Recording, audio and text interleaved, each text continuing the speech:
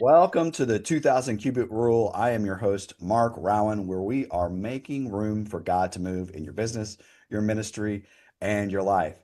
For those that tune in on a regular basis, you might notice a brand new back screen, and this is exciting because we're going to tease the metamorpho method. And so our journey has been using this unbeknownst to us, and God finally kind of clued us in to like how we can help people even beyond what we've talked about for many episodes about helping people with their CRM, but it's really about the holistic idea of clarifying messages, amplifying reach, and multiplying your impact. So if you're a speaker, coach, author, Christian leader, and you need help with those type of things, we'd love to talk to you. Come give us a shout and we'll have a great conversation. Speaking of great conversations, this is very special because it's not just me and one other person. Today we have the delight of having two folks together and we're going to introduce them now. My guests today are Diane Erdman and Brian Griddle. Gruidl. Gruidl, co-founders of Call to Lead, a faith-based leadership mastermind for Christian small business owners. So Diane spent over 25 years as an executive people and culture leader and behind the scenes executive coach, walking into some of corporate America's toughest rooms. Along the way, she discovered her calling wasn't just to fix organizations, it was to ignite the leaders inside them. Nice.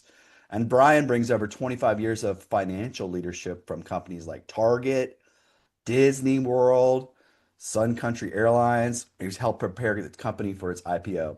He's got a gift for looking at a business and seeing the story numbers are trying to tell. So Diane and Brian are working together in corporate America where they realized they were combining leadership and culture expertise with Fortune 500 financial expertise was exactly what small business owners needed. That same boardroom caliber development grounded in faith. Well, please welcome Diane and Brian. Thank you, Mark. Thanks all. Thank you. Excellent. So that was a great way to start. So we know who you guys are. So before we got going here, Brian was describing himself as the third leg of the stool, and Diane is the first two legs. So let's start there. Um, if you're representing the three legs of the stool, Diane, tell us a little bit about those two legs that you kind of stand and help people with. Yeah, so I mean, going back to kind of where we started this, we started together. Brian and I actually worked together in corporate America, and we were seeing a lot of like just really broken trust and teams falling apart and leaders losing credibility. That I can't tell you how many times that showed up. And so we were just seeing like the same pattern over and over again. It was talented people that were like building something great and they were just kind of drowning in it.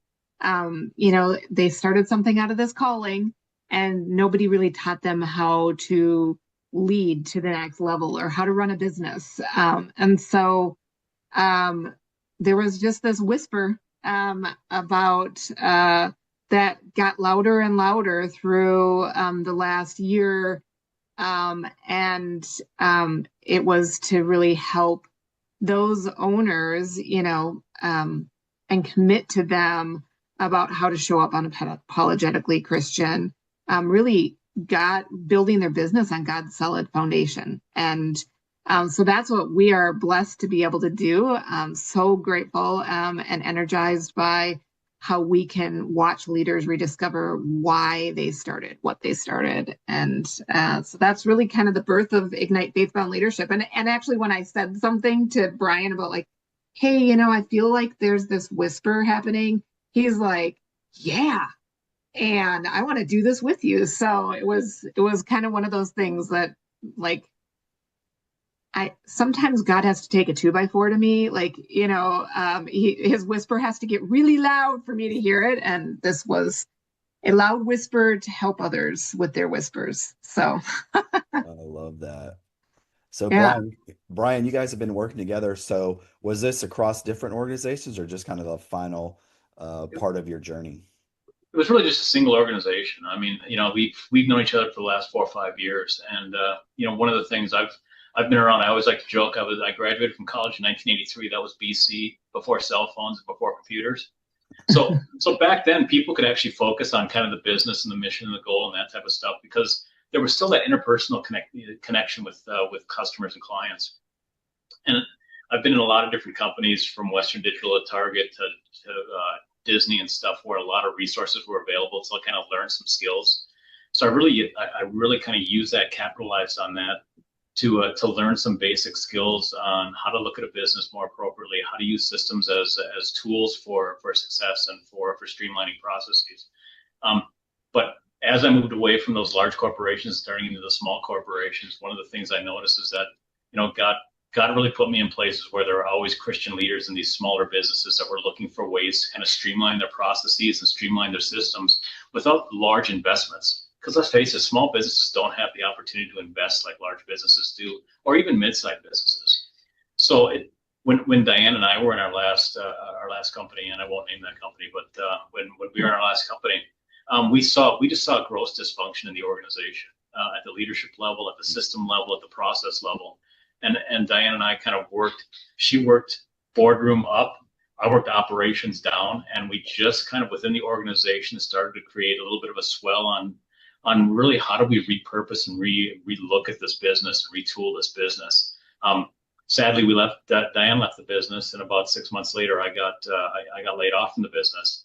But I always kept in contact with Diane, and we just felt like both of us had the calling at the same time. Diane, I was the 2 in the 2x4, where I had to hit her upside the head and say, we need to change the way that we're looking at her business, which was going gangbusters, fantastic. But this was an opportunity for us to really look at 3 different things, like Diane mentioned. 1, how to provide clarity to business owners. 2, how to create capacity for business owners, and 3, how to get them back to the calling, Christ's calling in their business. So it's just been a blessing for me to work with someone like Dan, who's really got a vision, and you can really see God working through her. He's still working on me, but working on me through her is something that's really a blessing that I've seen in my later years in life here. So he's working on all of us, Brian. Yeah, I remember that old song. He's still working on me. Sunday school. Yeah.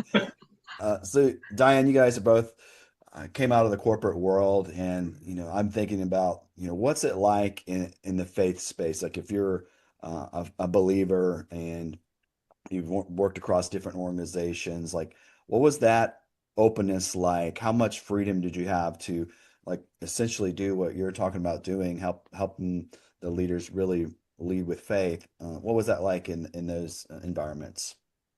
Pretty hard for me. I was the head of human resources, and as that, I felt like I was almost asked to like glorify other religions before my own, and my values. And when I stepped back and really looked at, am I living my values? My number one value has been trusting God. And was I really trusting in God? Was I really being humbly authentic, which is another of my values? And so the biggest reason I left corporate America was for that reason alone, is I did not feel like I could live unapologetically Christian. And it was interesting because when I did, he just started opening doors for me, and continues to do that. And, it's definitely been an act of faith to not only step out into business on my own, but then, to lead a business that's very specifically for Christian business owners that are navigating that same struggle.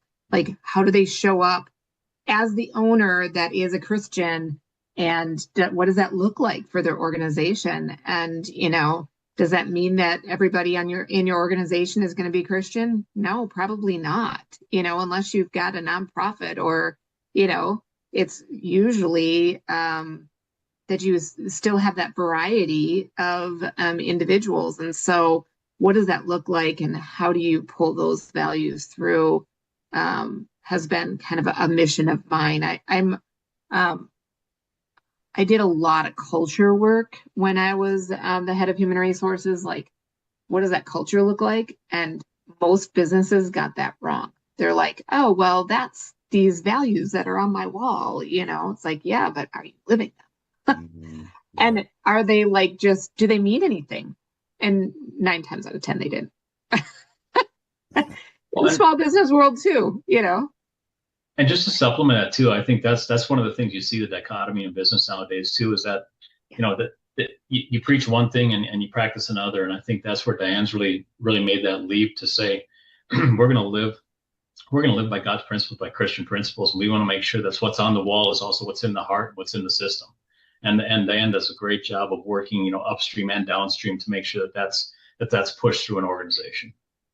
Yeah, I love that. So the thing that I've noticed, at least from my perspective, is that since 2020 and COVID, there's been a shift as far as people's openness and just their willingness to be faith forward. I spend a lot of time on LinkedIn. I don't know if you guys do as well, but the conversations there have become, if you can find your tribe, right, where folks that are not afraid and are bold about their faith. How have you guys kind of, Diane, I'll throw it to you, have you seen this shift as well as you working with organizations? Of course, you're at the heart of what you're doing. That's what you're trying to do, but the willingness and the boldness, is that something you're seeing? When we were in corporate America, I didn't see that. No, in fact, there was a lot of things that I would almost consider borderline evil that were happening, and for sure not more disruptive. I don't know if they were intentionally doing them or not, but as I stepped out on my own and I was very intentional about serving Christian business leaders. And actually, when I first started my business, I was intentional about, I'm going to serve Christian business leaders. And the people that I thought were going to be my biggest supporters actually weren't. They were like, oh, well, that's really narrowing your focus down. I wouldn't do that. And so I didn't. I actually ended up starting an HR executive, fractional business. And I wasn't focused on Christian business leaders. And I still run that today. Now with Called to Lead, that is intentionally Christian. And that one, it's freeing because, yes, there is absolutely more traction happening on all the platforms. It's almost like the Charlie Kirk thing, really kind of helped that in that regard, and that it's okay to take a stance. Because I feel like in COVID, granted, all the HR people out there, I feel your pain because during COVID, like we were navigating like the vaccine world and like, is it ethical and right for us to be mandating vaccines? And like, keep in mind, we're in Minnesota. So like there was a lot of political turmoil that's been going on for years. And so don't hold that against us, please. So I feel like people that came out of that and intentionally said, I'm going to show up unapologetically Christian, they were able to use that experience for good. And there's still people that are, holding on to you're different, so I'm not going to talk to you. Yeah. Well, and I always append to what Diane says, but what I noticed in COVID too was actually, I think it was you had to go in two different camps, and I think we were almost forced to say that either you're in the government camp, which is take the shot. Be careful, I don't want to give my politics away here, but and there's the other camp that just says, look, I'm going to live by my Christian beliefs and my morality, and just God says don't put evil and bad things into your system, into your body.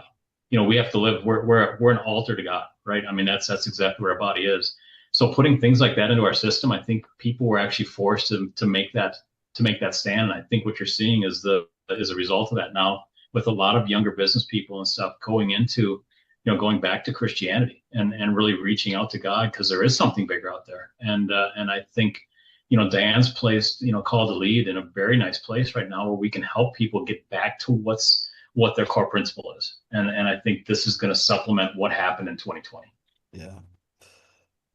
Brian, I'll start with you on this. Yeah. As Diane was talking about, the corporate situation was not ideal for faith-based folks to flourish. But the idea that I'm thinking of is, being in the world and not of it, and we're called to be a light in darkness, a city on the hill, Yeah. all those kind of things. And I grew up, and my dad was involved in a lot in education, had a doctoral degree, and served on the school board and all these kind of things. And as he got older, he was like, "Hey, don't be involved with it's too messed up.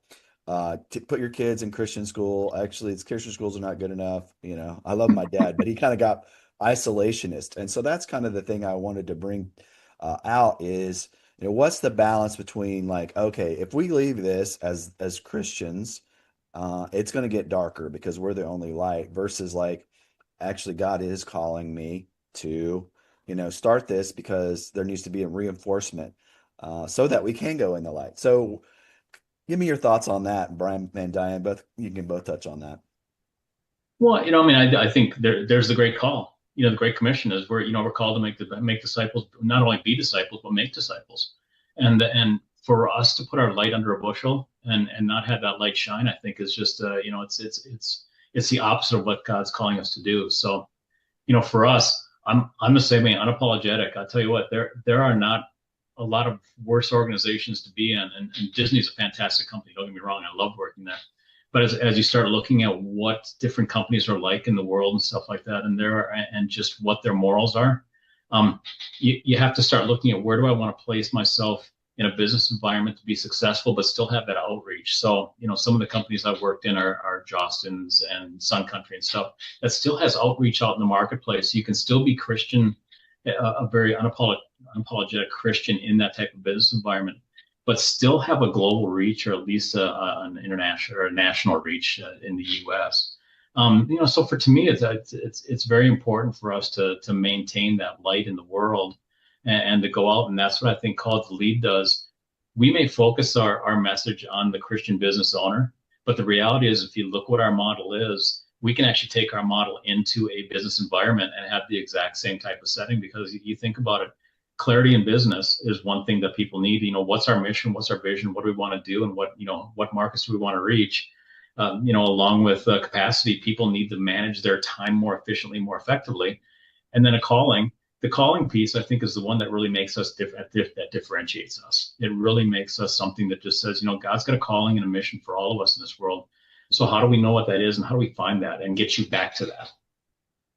Yeah, and I look at it from a standpoint of like a lot of the small business owners that we work with, they might be like the dentists of the world. They stepped into something because they had this gift that God gave them.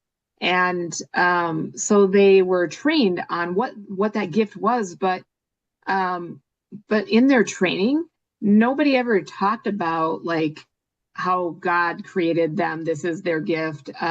They never talked about how to show up as a leader. They never talked about how to run a business. And so that's what we're almost like a mini board of director service, not that a small business typically needs one, but like we do that strategic advisory work for them to help support them as they grow. And that's what I absolutely love. Over the last few years, I've supported these small business owners, and I wasn't being initially, like I said, I really wasn't being forward Christian is what I talked about on LinkedIn, but I that's not who I was only serving, but that's who was showing up for me as clients. They were literally finding that message and saying, yeah, I want to work with this individual. And that's God showing up for them because they started this for a reason. They started this out of a calling. And so that's, um, as you can tell, I love serving those individuals because they get back to what they really were called to do and what they enjoy doing and what God placed as those gifts inside them. And they kind of lost that before because they were sitting in this land of overwhelm, Yeah. So We touched on it a little bit before. Discipleship is a core of who we are, and we feel like we're called to help equip the equippers. And so in a business realm, I see you guys as making disciples. It may not be how you would show up and teach a Sunday school class or do a small group, but you're helping people grow in an area, help them to lead better with their faith, those kind of things. And so this one thought that I've often brought up that I give credit to Brett Johnson, who wrote Discipleship and is a friend, talks about, in a business, if you're a Christian and you're running the business or your manager, whatever, you can begin discipling people before they ever meet Jesus. And that's actually the model. Jesus was out there in the midst of the people and he was teaching and he was bringing them. He wasn't like, hey, you need to make sure that I'm your Lord and Savior, then I'll show you the way, right? And so that's the same model that we have, right? We can, how we purport ourselves and lead within our businesses can really be a door opener. And I think that's a lot of what you guys are doing and helping people do that. And so, for us, we have our vision is see 1 million discipled through the folks that we work with. So what's your thoughts on business and discipleship? Love to get your perspective. Yeah, I actually was thinking of a story of so one of the individuals that was on my team in corporate America, he was not somebody that identified as a Christian. He was somebody that I kind of took under my wing and basically said, "Hey, this is a shift. It's a new position for you. I'm going to train you up into this." And he was doing well, and then in the end he ended up leaving, and he didn't leave necessarily on the best of terms. Let's just say he burned a few bridges along the way. And he reached out to me like a year later and with an apology and said, I treated you poorly. I handled myself poorly, and I saw how you worked and you lived in the corporate environment, and I started going to church, and I'm and he's now really starting to bloom as a Christian, and I see his posts and he's being unapologetically Christian, and I'm like, this is somebody that wasn't a believer at all, and through just showing up in a Christian way. I wasn't, I would say, hey, I got to bring my kids to this church event or, things like that. It was simple things like that. It wasn't necessarily like, hey, let me tell you the gospel. You know what I mean? Like Right. it's how we work. It's how we show up. And those things are noticed by individuals, and they see that we live differently. And that's what building discipleship looks like for me. Yeah, Brian, it's not like we need to end the workday with a sinner's prayer every day, right? There's multiple ways. That's exactly right. It's funny because I had the same experience as Diane, and I've actually been laid off from 3 different companies. So obviously I'm doing something wrong in corporate America. But in 2 of the companies though, it's not so much the words you use, but the actions that you take. And when I was told I was going to get laid off, I could have had a hissy fit. And I mean, I've been in directors and companies and stuff like that too. So I've made some changes, made some significant changes in some organizations, and 2 of them I got laid off in. Um, and I just focused on, Romans 8:28, God uses all things for good, for those that love him. And that's the way that I looked at myself. I just said, I've got to give the right vision to people that I'm a godly person. Things happen for a reason. And that's what I keep telling them. Things happen for a reason. I know God's got a plan for me, and it may be 6 months, 9 months, whatever the time frame is. But I had a lot of people come up and just say, Brian, why are you taking it so well? I said, because it's only money. It's only a job. I've got 5 grandchildren. I've got money saved up for retirement and everything else. God's taking care of all that side of my life and stuff. But I want to be that type of person that someone can look at as an example to say, even when things are bad. I mean, I had a brother commit suicide. I had my dad die 4 years after that. So I've had things in my life. The reality is God's got a plan, and he uses everything. And you just have to learn from it and grow from it. And that's where it is. So I always liken it to being at the end of the runway. I'm I've been in a long flight. I'm 65. I'll be retiring soon, so I've already landed the plane, and I'm running. I'm working my way to the terminal. The reality is that I want to reach back and tell people what that flight is like, and where God was in every single stage of that flight. I think that's just something that's so important, and He's really just touched my heart on that. So being that example, it may not be the words, but you can certainly have the same impact with actions. Yeah, it honestly, Brian and I talked about that. Like Joshua 1:9 is one of our theme verses for the year for Called to Lead. And that is that, be strong and courageous, for I am with you wherever you go. I mean, it's just I've navigated a lot of tragedy in my world over the last year, and that has shown up for me in every step of the way. And to say that you have blessings through change, through tragedy, through ways that you didn't think that your life was going to go, God's always there. He always shows up if you look for him. Yeah. I'm reminded what Jesus said, and I quote this fairly often, in this world you will have trouble. I mean, that's encouraging, right? And then, but he follows that up. Take heart, I've overcome the world. And that's what we focus on, right? I was having a conversation with my good buddy, Dr. J, who's sometimes with us on the podcast. And we were talking about this, like, what do we choose to focus on, right? We're all going to walk through tough seasons. Yep. The 2000 Cubit Rule that we call this podcast, it was the genesis for and that God brought me to kind of a revelation, because the next 2 or 3 months were some of the hardest of my life. And it was this idea that you got to make room for me, because you don't know what's going to happen and all that. And but the reality is we can focus on the good report.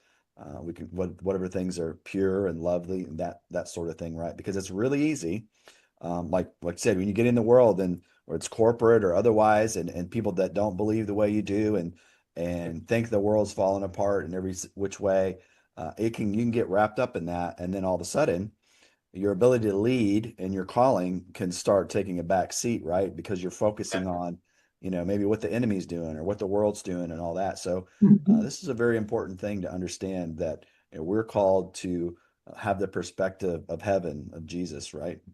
Diane, let me hear your thoughts about that little diatribe. Yeah, and I was going to add to that, that we're called to see where God is showing up in the day to day. We're called to provide grace to ourselves and others, and I actually have to be reminded of that every day as well. God doesn't call us to run 24/7 like these business owners that we all work with. They're running 24/7. And so God calls us to create healthy boundaries, to take care of ourselves, to take care of others, but we can't take care of others until we can take care of ourselves. So um, I, I love helping individuals come back to it's okay to have grace for yourself, because we're quicker. I know I am a lot quicker to give it to other people than I am to give it to myself. So Brian laughs. He has had to remind me. I wish I could say the same. I don't give grace to anybody, but no, I'm just kidding. But no, no. I think Diane's right. I mean, giving grace to other people is very easy to do because we're called to do that, and we've seen the impact that God's grace on us has had. So it's very easy to give God's blessing to other people. But I think that's just the sinful nature of all of us, is that we look at it and I don't deserve Jesus' grace. I don't deserve Jesus' blood. And the reality is that we all have to realize that Jesus died for all of us, and we're all going to sin, we're all going to fall, and we have a feeling and we think that call to lead is going to be one of those tools, one of those vehicles that will help people to refocus on those things and make God at the center of your life, and just understand that we don't deserve the good, the bad, or in the indifferent in our life. It just happens because God's got the plan for us and He's got control. So understand that when God's got control of it, don't focus on the minors. I always say, don't major in the minors. Focus on the larger things, and that's understanding that God's at the center of everything. Amen. Amen. Now, Brian, I know that you have a kind of financial focus and how you help, not only call the lead, but when you come alongside others in your background and all that. So it's kind of thinking along the lines of, you know, uh, in the world, we see how things are done, right? And there's different formulas and best practices, and all that. And I was just kind of wondering your balance of like helping people like in what is like, hey, this is what you should do to be good, financial with your business and all that versus like what it means to live by faith when it comes to your finances and all that. Because we know regular corporate America is not really interested in the fact that you might be given 10% of your income or whatever those kind of things, or giving certain things and whatnot. So how do you come alongside and help people maybe reframe how they think about finances, even though they might already be a Christian? Well, so it's funny that you mentioned that. I apologize for my gruffly voice, but one of the things is you get in business and you run your own business, you start getting lost in numbers a little bit, and as you get younger people who manage businesses and run businesses, the focus is I have to provide for my family, and always families first. I mean, faith is first, family second. So those things are obviously very important. So you can get kind of lost in the minors and stuff. And one of the things I try to get people to do is focus a little bit more on the majors again, not major in the minors, but major in the majors. Because people are worried they'll chase that 10-cent piece, they'll chase the dime and stuff like that and not focus on the dollars. So what I try to do is I try to get people to step back and look at what are the 2 or 3 things that are really important in a small business. It's really going to be cash flow is the first thing. You got to make sure you've got enough money that you can manage the business. Take 10% off the top because God demands that we and requires that we give 10% of our first fruits. But after that, it's managing your business more effectively and more efficiently. A lot of people in small businesses, when you look at the dentist offices or plumbers or roofers or something like that, these people they have a skill set that really isn't financial in nature. It's really more focused on providing service to a client and a customer, and that's what's really important to them. So just taking a step back, and I've got a small tool set that allow people just to kind of step back and look at, how do I invoice a person? What's my time worth? What's the value of my time to this person? So we've got some tools on helping them manage their business, price their product accordingly, and just make it easy when they start out. Excel is a very simple tool, and I've got a small Excel tool that'll just help them kind of manage the business very quickly and just say, hey, I'm making $100. I'm going to spend $10 on this and $50 on this and $5 on this, and it'll give them a real quick snapshot of where do I have cash. And I think that's the most important thing is managing the cash flow piece. And it's okay to ask someone for help. I know when I've been in trouble and stuff like that, I've asked my mom and dad for some money. I've given money to my kids as they start to run their business. And there's no reason that you can't ask people for help, but pride gets in the way. And I've suffered with pride a ton in my background, and not only on the personal side, but on the professional side. So being able to step back and ask for some help. And that's what our call to lead really does, is it's not only provides some tools that you can use as a small business to start to look at some of the important things, what's important in your business, but more importantly, it provides access to Diane and myself to really provide some guidance and direction on, what should we really focus on and how do we manage our business more effectively and how do I ask for help? And we've got a very broad network. Diane in particular has got a very broad network. She's a connector. I'm a barely connected. So I don't use LinkedIn a lot, but Diane's an exceptional connector, and she's got great connections that have skill sets that we can engage to help a small business be run more efficiently and more effectively. Well, I think where Brian might sell himself a little bit short is that his background also is in project management too, which means that he helps businesses with those processes that that can be really well maintained, and what does that look like for your business? So it goes beyond creating a budget and a P&L, although that was the first thing I asked him to do with my business when I engaged with him. I was like, hey, Brian, what do you think about this? And it's been game changer for me, for my business, and for obviously our clients' business. So but really that process, and then working with people like you, Mark, that then can take that to what does that look like from a tech systems standpoint, and how can we work together to really glorify God through our businesses. Yes. Well, and just to add that, Mark, too, a lot of people look at technology as the solution. To me, it's just a tool. The solution is always the process. If I can streamline my processes, make them more efficient, more effective, finding that tool to put on top of it and to make it run more effectively and efficiently, like obviously you've got the skill set to do, that's that's something that's beneficial to small businesses. So they're not investing in 30 different websites and 30 different tools that you try to bolt together and nothing works Right. together. It becomes a spaghetti bowl of a solution. But that's something where I think, Mark, you can provide that sort of guidance and direction too. Right. And we were having a conversation with another guest recently about, the idea that God is a God of order, right? And we have a whole book on numbers, and it seems a little tedious, but if you think about all of creation, it's very precise. And so I think in some circles, maybe in faith, we're just like, oh, let's just trust God and be led by the Spirit. Those are all true, but that doesn't mean you don't have order to what you do in your business, right? And when we engage folks like yourself, or maybe us or others that have a specific skill set that, we don't all carry the same gifts. Another thing I No, always talk about, every joint supplies in the body of Christ, and that's just how it is. He's created us to need one another, and it's better that way.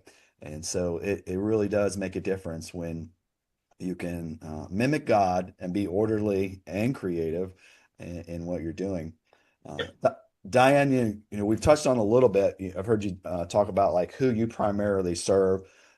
You said small businesses. I've heard plumbers and things of that nature. Kind of give us an example of your business avatar that you typically work with and how they initially engage with you. What's that look like when they first like raise their hand and you're like, okay, this is where we start from.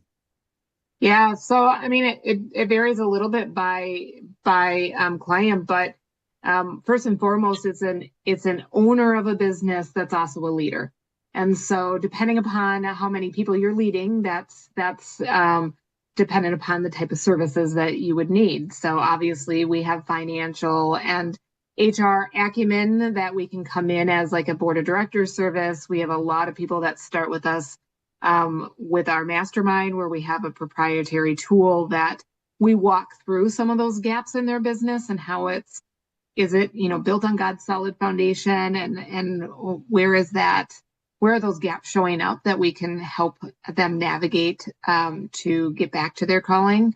Some of a lot of the businesses come through referral. And as far as the avatar of them, it's been a lot of professional services businesses. We have dentists, speech therapists, sanitation janitorial companies, HVAC, construction, you name it. Like everybody has their calling in different areas, right? So it's really about that owner and the owner's journey through building this legacy that they felt called to create. So Yeah, that's great. So it's the people that make the world run, sometimes behind the scenes, and we'd be in bad shape if they weren't around yeah, with right. their exactly. professional services. Yeah, it's Yes. good stuff. We want people to know where to go, obviously, if they want to engage. We heard, Diane, you're a LinkedIn pro, so you can search up Diane on LinkedIn, Diane Erdman. What about the website? Where should people go as they're like, hey, this sounds like something I need help with.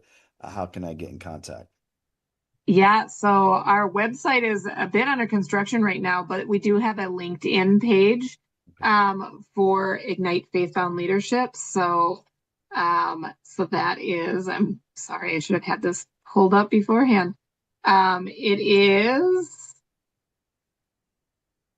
give me 2 seconds. Yeah, and This we'll is have real that in. time. Yeah, we'll have it in the description of the video too, so people can just Yeah. click it. So, So it's LinkedIn. The company is Ignite FBL all for right. Faith-Bound Leadership. So yeah, we'll put that in there. Yeah, Ignite FBL. So check that out on LinkedIn too. And so the website is in progress. Are we thinking maybe by the end of summer or fall 2026? We're gonna End see of that. summer, yeah. Right now it's focused on a devotional journal that I wrote. So I'm shifting that over. So Yeah, all good, all good. So keep your eye out for that, folks, as time progresses. Some people might see this at a later date, obviously. We want to remind people too, as they're tuning in, make sure you share this message, get the good word out. about what Call to Lead is doing with Diane and Brian and how they can help others. So, do the thing, subscribe and share and like and do all the stuff. That'd be great. And do the same for them. I don't know. Do you have other, if you go to, is it primary LinkedIn where you guys do your social and online presence at this time? Yeah, we do have a presence on Facebook and Instagram, but I would be that's building. So at this point in time, the best place is LinkedIn. That's kind of my mojo. So Yeah, I get it. Yeah. The same here, right? We have all the different profiles, but LinkedIn's where we spend the vast majority of our time. And so I've enjoyed this conversation so far, and we're going to wrap up before too long, but I always like, so we have two people to share, so this is going to be good. So Brian, I'm going to throw it to you first, like just something that you feel like you want to encourage the viewers about. It doesn't have to be anything that we necessarily talked about, but maybe it is. But I'll let you go first, and then Diane, you can follow up. Maybe you can be completely different. Maybe you want to say something that contradicts what Brian said. No, I'm just kidding. But Brian, go Mark, ahead. Mark already knows me. You already know me, Mark. So, but no, I'd encourage everyone. I mean, one, I think people have gifts, and understand what God's gifts are for you. Each of us has a different gift. I always joke that my spiritual gift is sarcasm. So I think God's done a very effective job of using that in me. But no, the reality is that I think God's got a calling for all of you, and just realize, just make sure you're open to listen to it. Where God always talks to us. We don't always listen. And I think that's the thing that's really important, is open yourself up and be open to receiving God's message, God's word, and God's blessing for you. Everyone has hard times in life too. I mean, we've all struggled with things. I mean, I've been on this earth for 65 years. I've had ups and downs. But don't be afraid to boldly go out and follow God's call. If you really feel compelled to do something, obviously God touched your heart on something, and it may be something in a nonprofit setting, it may be something in business, but don't be afraid to go out and follow God's calling.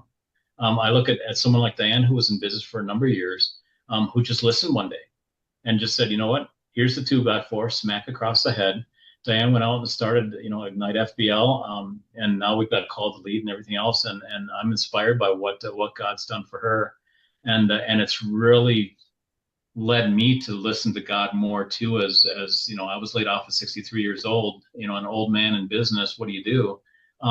And God really called me to listen to Diane and work with her and put together this program. So don't be afraid of God's calling. It's always there, and He's going to bless you. He's going to bless you richly. And that's and it may not be numbers, it may not be money, it may not be everything else, but the reality is God's blessing can't be measured on things that are of this earth. I mean, that's it's everything in heaven that's waiting for us.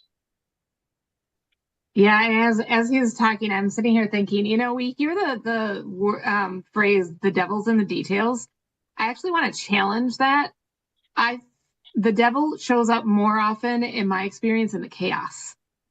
And so that's what I spent 25 plus years really just walking into that chaos and helping businesses, step back and really step back into their calling and step back into how is God asking them to show up, and realizing that God is with them through that chaos. That when they let the chaos overtake them, that's the devil loves it. You see it all over the place, and but when you step back and you really look for God, He's there. He's giving you the strength. He is with you and showing up in so many ways all along through the most chaotic and crazy times. And He will continue to do that. Just go back to the Bible. He continues to show up, and He will be there for you, because He designed you with those gifts in mind to create what you're created, or what you've already created. Amen. And I think we do need to redeem that phrase. I wonder how it got started. Devil's in Yeah. the details. The only one that really knows all the details is God. And we already referenced that, right? Like the order and the design that he works in, and that's true for all of our lives and our businesses, right? I've been on this journey with, and we're launching this metamorpho thing, but it's funny to look back and see how he's guided things. And, we all have missteps, right? But he was in the details. So thanks, Diane, for reminding us that, what the devil's doing, he's not really in control of anything. As long Mhm. as we keep going back to Jesus, he's going to be the one to Amen. get the details straight. Well, Brian, Absolutely. Diane, this has been great. I've enjoyed this so much, and we just appreciate you being on the 2000 Cubit Rule with us today. So yeah, thanks a lot, and we want to make sure people go find them on LinkedIn for right now. That's where you go. Go find Diane, and one more time that LinkedIn page. It's LinkedIn.com. The company is Ignite FBL for Ignite. faith-bound leadership. Yep. Faith-bound leadership, called to lead. That's where you'll need to go to get hooked up with these two amazing folks. And so thanks again. Been a Thank pleasure, Mark. you. Blessings. Blessings, all of you. Yes, and until next time, folks, we will see you on the 2000 Cubit Rule. Be blessed.